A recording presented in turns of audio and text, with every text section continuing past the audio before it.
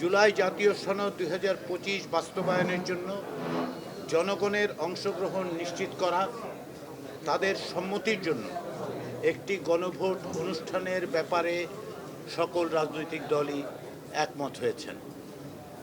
এটি প্রথম ধাপ হিসেবে আমরা মনে করছি যে বাস্তবায়ন প্রক্রিয়ার বিষয়ে রাজনৈতিক দলগুলোর মধ্যে ঐক্যমতের এটি একটি বড় রকমের অর্জন এবং একটি বড় রকমের পদক্ষেপ এবং একটি প্রথম পদক্ষেপ। আমরা অত্যন্ত আশাবাদী যে অন্যান্য বিষয়গুলোতেও আমরা রাজনৈতিক দলগুলোর মধ্যে ঐক্যবদ্ধ করে তুলতে পারব। ফেব্রুয়ারির নির্বাচনের মধ্য দিয়ে যে আইনসভা তৈরি হবে,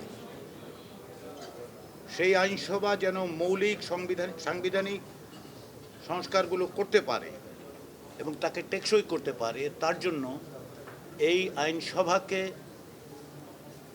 এমনভাবে চিহ্নিত করার দরকার বা আলাদা বৈশিষ্ট্য দেওয়ার দরকার, যাতে করে এই সংস্কারগুলোকে যারা জুলাই সনদের ভিত্তিতে যে সমস্ত সংশোধন, সংযোজন, বিয়োজন, পরিবর্ধন, পরিমার্জন হবে, সেগুলো যেন টেকসই হয়।